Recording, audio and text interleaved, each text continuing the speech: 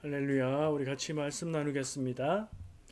오늘 함께 나눌 본문 말씀은요, 마태복음 9장 2절부터 8절까지 말씀입니다.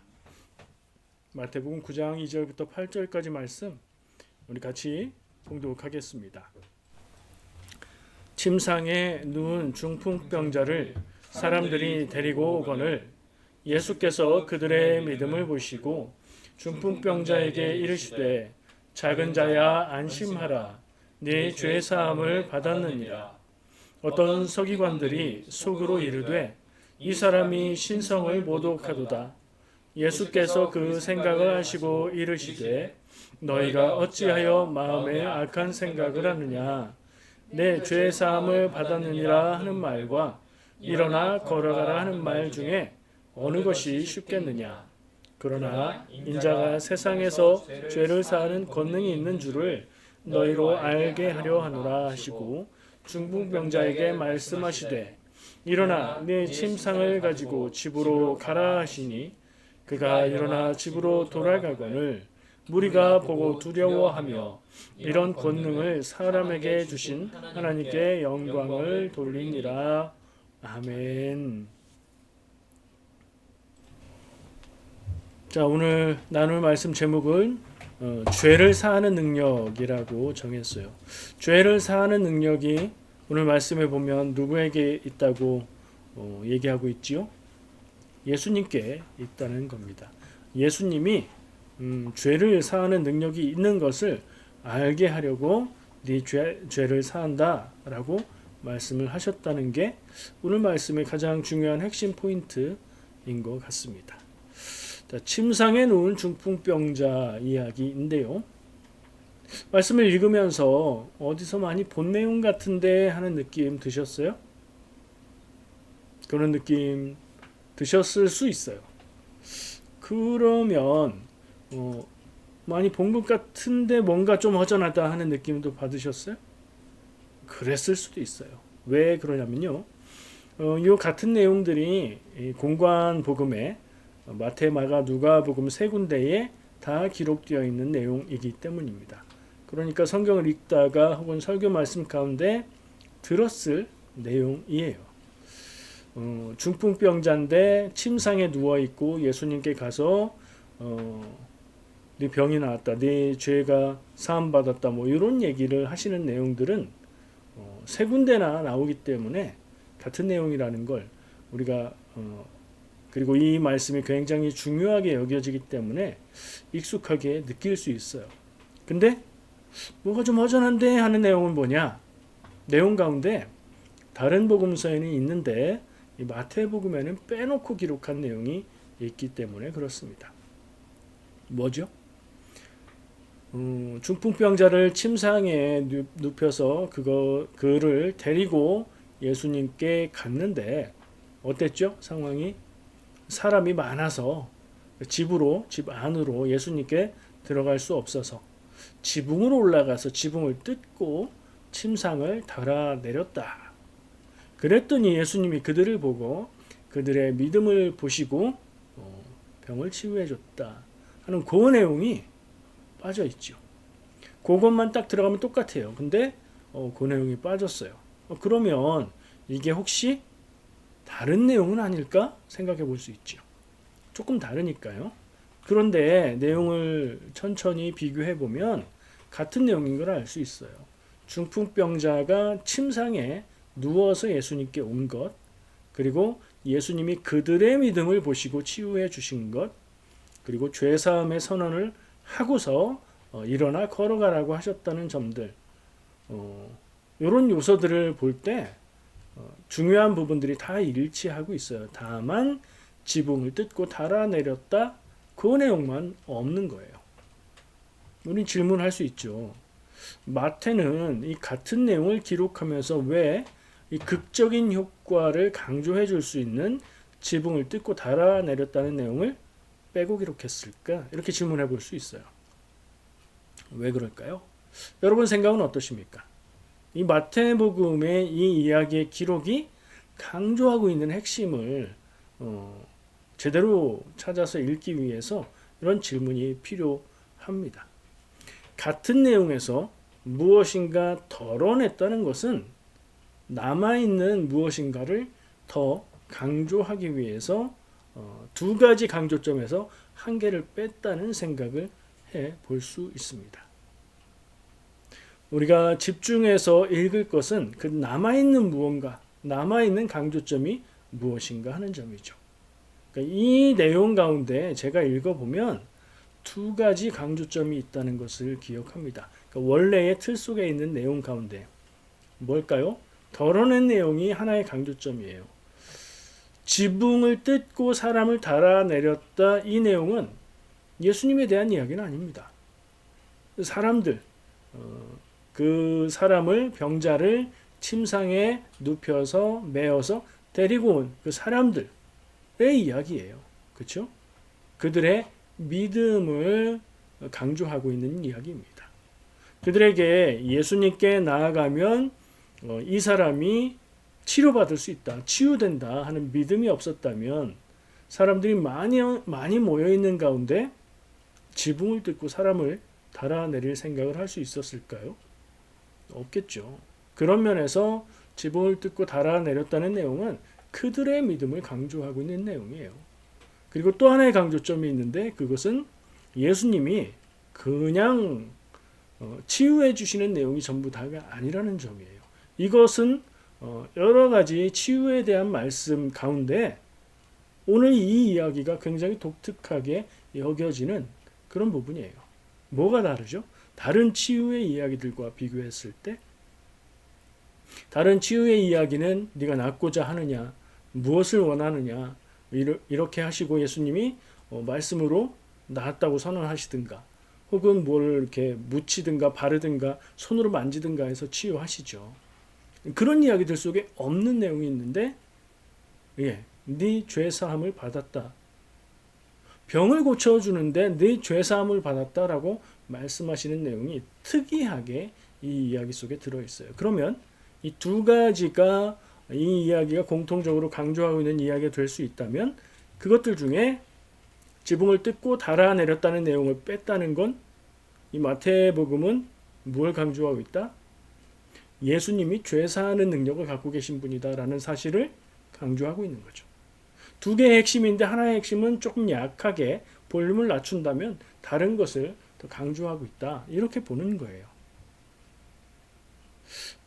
믿음에 대한 얘기가 그 사람들의 믿음, 침상을 달아내렸다는 이야기가 없을 뿐이지 예수님이 그들의 믿음을 보시고 라는 구절은 여전히 남아 있습니다. 그러니까 그들의 믿음을 보시고 라는 말이 그 빠진 내용들을 그대로 대변하고 있는 근거로 남아 있는 것 같아요. 그러나 굉장히 극적인 내용이 빠졌기 때문에 강조점은 두 군데에서 한 군데로 쏠리게 되는 거죠. 그래서 오늘 이 이야기 속에서 예수님이 중풍병자를 치유하신 이야기인데 우리가 집중해서 봐야 할 부분은 예수님은 중풍병을 치유하신다가 아니고 병도 치유하시지만 사람의 죄를 사하시는 분이다라는 걸 우리가 눈여겨보고 중요하게 보고 그것을 기억해야 된다. 이렇게 결론 내릴 수가 있습니다.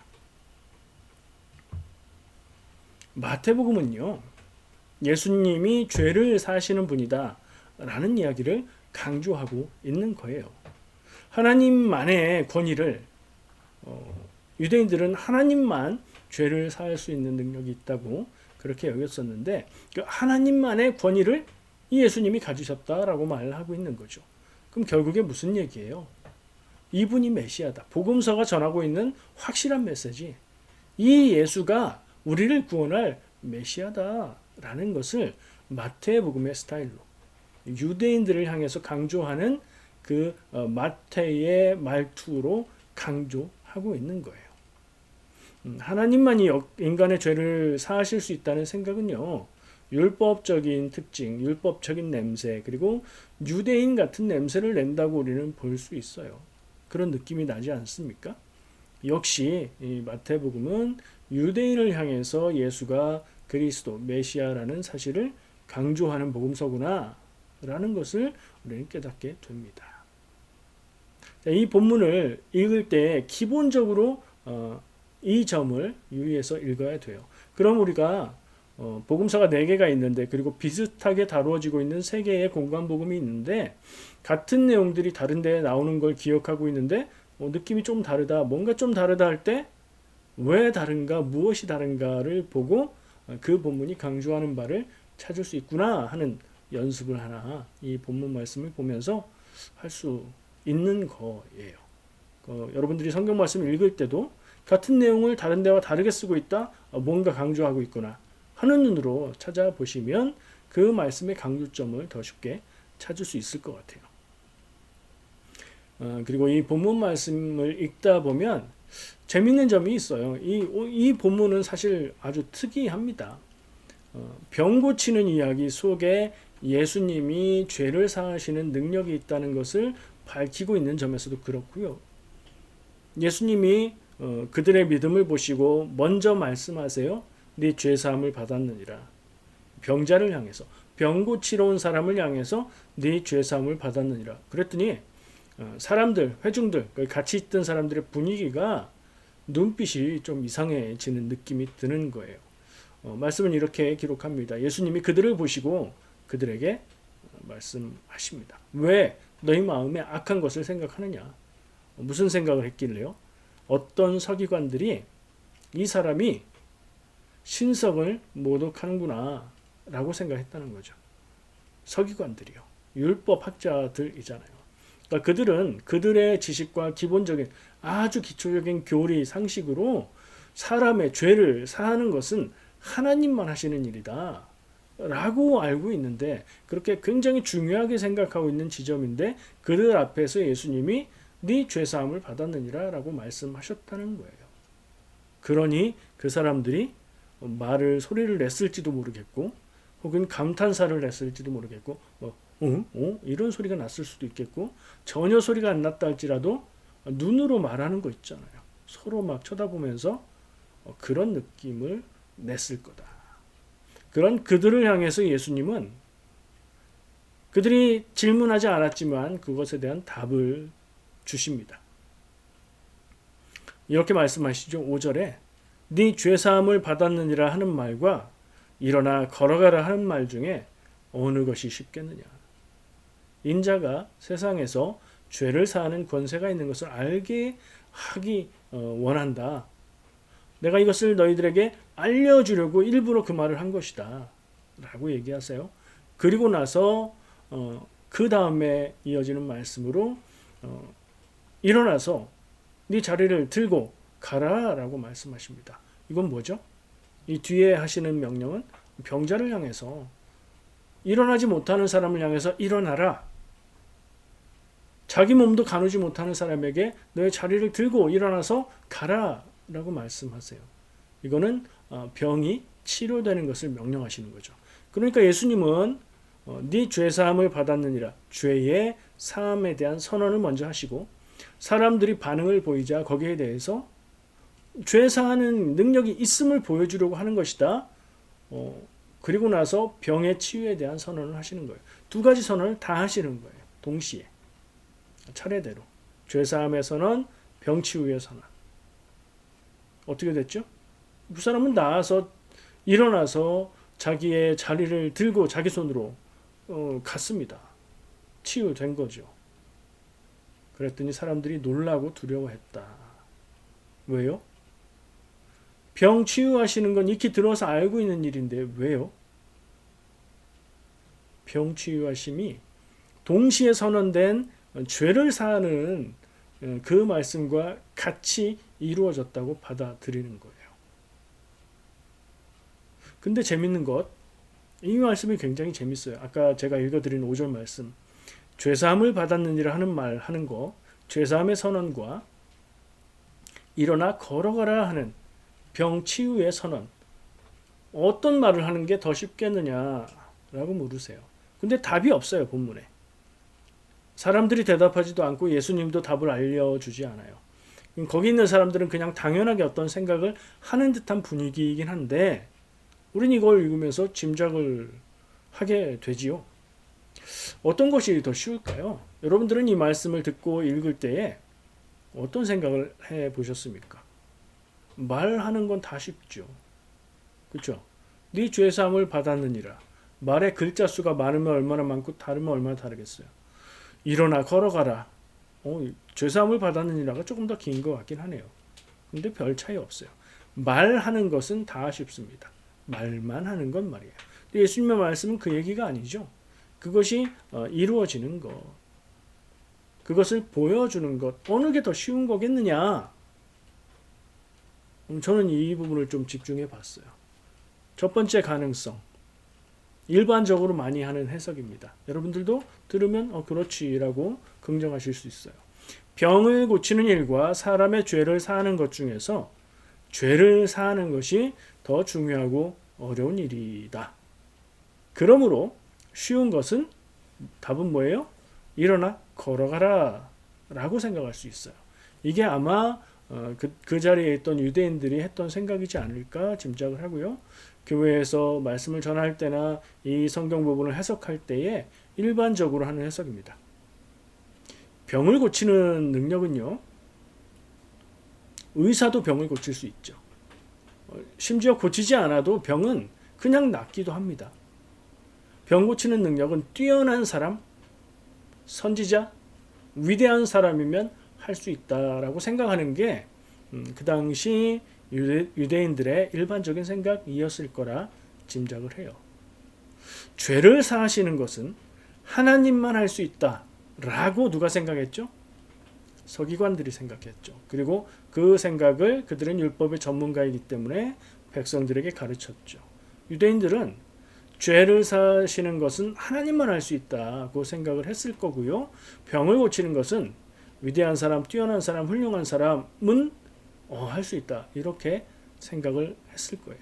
그거에 비춰보면 병치유에서는 일어나 걸어가라가 좀 더 쉬운 말이 되겠죠. 근데 다르게 해석하는 사람도 있습니다. 죄를 사하는 것은 내면적인 문제이죠. 죄 사함 받는다고 해서 몸이 뭐가 달라지거나 못하던 걸 뭔가 하는 능력이 생기거나 그런 거 아니죠. 그러니까 죄 사함 받은 것은 눈에 보이는 증거를 보여줄 수가 없어요. 그러니까 내면적인 변화예요. 그러나 병이 나은 것은 그 자리에서 즉시 드러나 보이죠. 예수님이 그 중풍병자를 향해서 일어나 걸어가라 라고 했는데 못 일어나요. 막 일어나려고 끙끙거리는데 못 일어나요. 그러면 병치유가 된 거예요? 아니에요? 아니죠. 병치유의 선언은 거짓인 거죠. 예수님은 병치유의 능력이 없는 거죠. 눈앞에서 바로 확인할 수 있는 일이에요. 증거로 확인돼야 되는 일이고요. 그래서 더 어렵다. 내면적인 것은 증거로 보여줄 수 없으니 죄 용서 받았어. 아멘. 이렇게 넘어갈 수도 있다. 그러나 병치유는 물질적으로 눈에 보이는 그런 직접적인 증거가 있어야 되는 거니까 그게 더 어렵다. 그런 해석에 있어서 무엇이 더 쉽겠느냐라는 질문에 대한 답은 죄사함을 받았느니라가 더 쉬운 말인 것 같아요 라고 생각하는 사람도 있어요. 그렇게 해석할 수도 있다는 거죠. 저는 또 거기다 하나를 더 보태봅니다. 두 가지 다 사람이 말로 그러니까 말함으로 사람의 죄를 사하거나 말함으로 병을 낫거나 사람이 할 수 있는 건 아니잖아요. 그래서 어느 쪽이 더 쉽다고 말할 수 없어요. 다 어려운 거다. 이런 그냥 기본적인 생각을 얹어봅니다. 여러분의 생각은 어느 쪽에 가까우십니까? 제가 두 번째 말한 죄사함을 받았다가 더 쉽다는 해석, 이게 아마 교회 전체나 목회자들이나 설교자들이나 이렇게 평균을 내보면 더 적은 확률로 이 해석을 따를 거라는 생각을 합니다만 이 해석도 역시 근거가 있는 거예요. 그리고 이렇게 해석한다고 해도 아무런 문제가 없습니다. 왜냐하면 1번처럼 해석하나 두 번째처럼 해석하나 어느 쪽이 쉽다고 해석하든지 간에 결론은 똑같기 때문입니다. 결론이 뭐예요? 중요한 게 뭐예요? 죄 사하는 게 쉽냐, 병 고치는 게 쉽냐, 요게 중요한 게 아니죠. 예수님이 병 고치는 능력을 가지신 하나님의 그리스도, 구원자, 하나님과 같으신 분이다라고 얘기하는 게 중요한 점이잖아요. 다 그 결론을 갑니다. 어느 쪽을 택해도요. 그래서 어느 쪽으로 해석하든지 문제는 없어요. 이런 생각을 하다가 한 가지 굉장히 중요한 포인트가 되겠구나 싶은 부분이 있었는데요. 뭐냐면 이 죄 사함을 이야기할 때 죄 사함이 어떤 것을 말하는 거냐 이런 질문을 해보게 됐습니다. 죄를 짓고 용서받는 게 죄 사함인데 뭐가 그렇게 복잡하냐 생각해 보세요.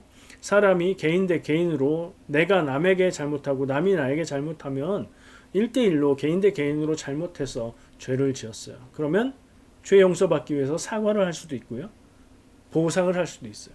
그러면 그래 네가 그렇게 말하니 내가 용서할게. 그래 네가 그렇게까지 보상하니까 내가 잊고 용서하겠어. 사람과 사람 사이의 개인적인 죄에 대해서는 용서할 수 있지요. 사람이 말로. 그걸 말하는 걸까? 질문을 하게 돼요. 또 다른 죄가 있다면 뭘까요? 사람을 구원에서 멀어지게 하고 하나님에게로부터 멀어지게 하고 그런 그 근원적인 죄, 영혼의 죄, 교만하게 만들고 하나님을 믿지 않게 하는 그런 죄들. 누군가 한 개인에게 잘못한 게 아니라 내 영혼이 구원받지 못하게 하고 내 영혼을 타락시키고 하나님의 뜻이 아닌 악한 길로 살아가게 하는 그런 죄들. 그거는 어떤 개인이 당신의 죄를 용서합니다 한다고 용서되는 게 아니죠. 그러니까 우리가 죄를 이야기하고 생각할 때는 여러 가지 측면을 생각할 수 있다 하는 그런 생각이 들었고요. 오늘 말씀 가운데 예수님이 네 죄사함을 받았다라고 얘기하는 건 아마 개인과 개인의 1대1의 죄를 말하는 건 아닐 거예요. 상황을 볼 때 예수님은 그 사람을 그때 처음 만난 거잖아요. 그 사람이 예수님께 죄 지을 게 없었을 거예요. 그러나 그의 삶 가운데에 하나님 앞에 죄가 되는 어떤 모습이 있었을 것이다. 이런 생각은 할 수 있죠. 예수님이 말씀하시는 죄사함, 예수님이 죄 용서할 수 있다고 얘기하시는 그것은 사람이 하나님 앞에 죄가 되는 삶의 모습을 살아갈 때 그 죄사함의 능력이 예수님께 있다.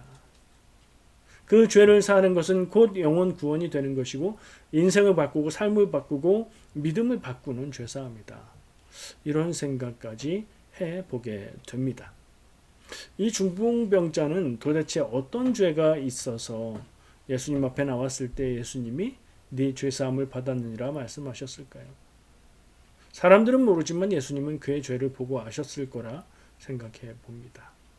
아무도 모르는 죄일 수도 있겠죠. 하나님 앞에만 범한 어떤 죄일 수도 있겠습니다.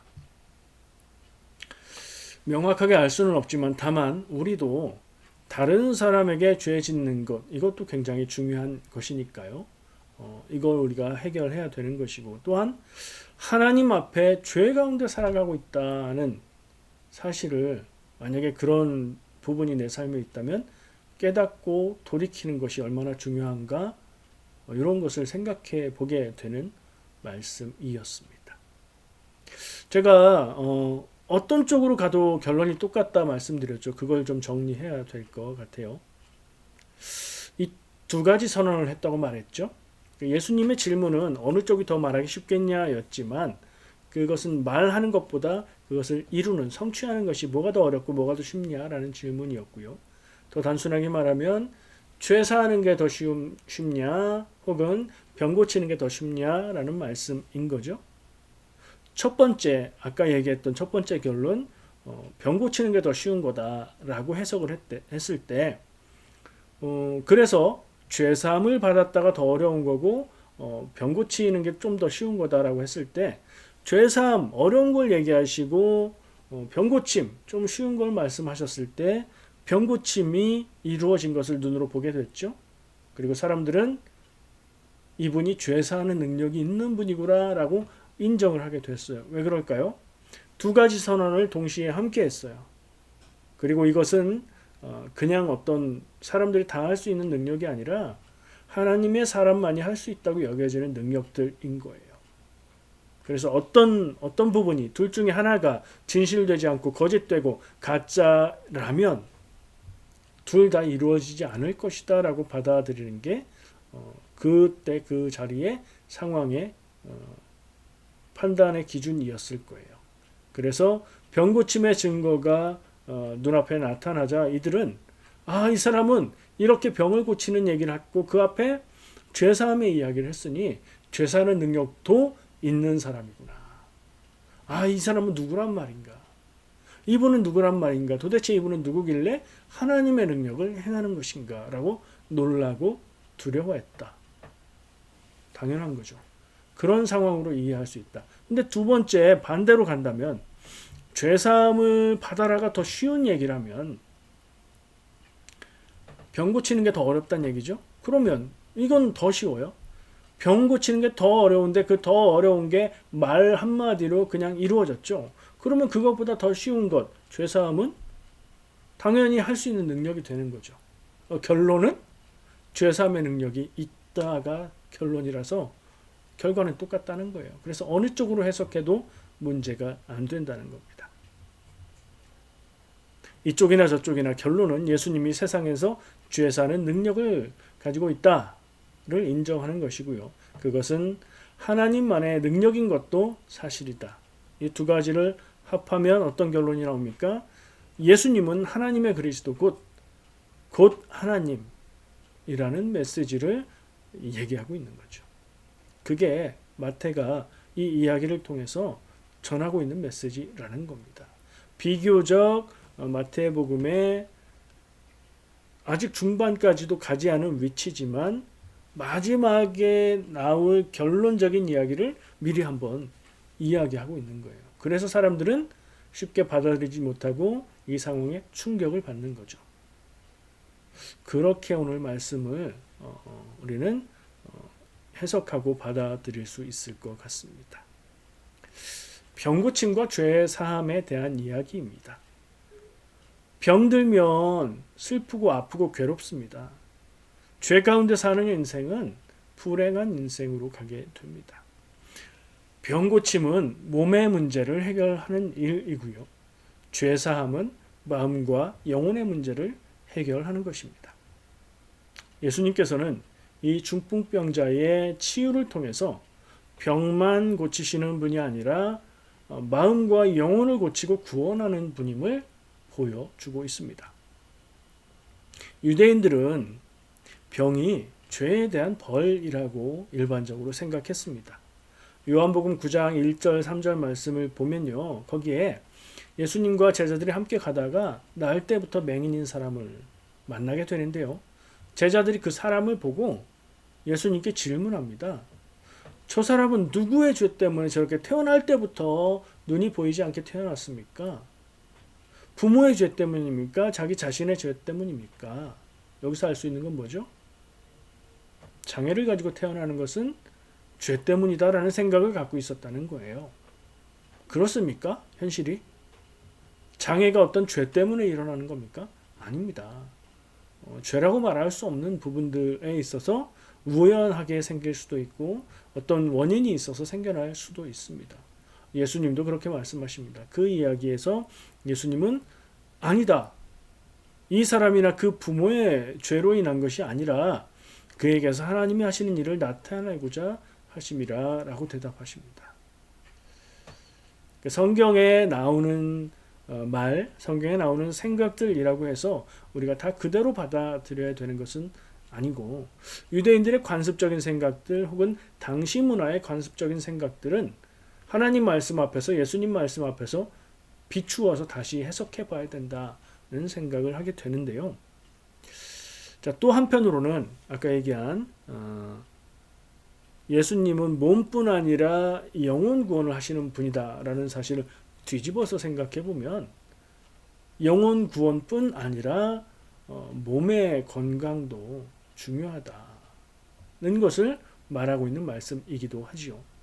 동시에 한 사람에게서 질병의 치유와 영혼의 구원을 동시에 이루시는 예수님의 모습을 볼 때 그렇다는 얘기예요. 우리가 살아가는데 내 영혼이 늘 감사하고 구원의 확신 가운데 있고 성령 충만하고 그렇지만 내 몸이 병들어서 늘 고달프고 고생스럽고 늘 슬프고 아프다면 충만한 인생이라고 하기 어렵겠지요. 반대로 몸은 건강하고 일은 잘 되고 부자가 되는데 영혼이 건강하지 못하고 마음이 건강하지 못하면 그 역시 불안한 인생, 불행한 인생이 되겠지요. 우리의 삶은 어디를 향해 가야 되겠습니까? 몸도 건강하고 마음도 건강하고 정신도 건전하고 영혼도 믿음도 건강한 삶을 추구해야 합니다. 삶의 전체적인 부분이 다 건강한 방향으로 우리는 나가려고 애쓰고 노력해야 됩니다. 그게 성도 하나님의 백성이 살아가야 될 길입니다.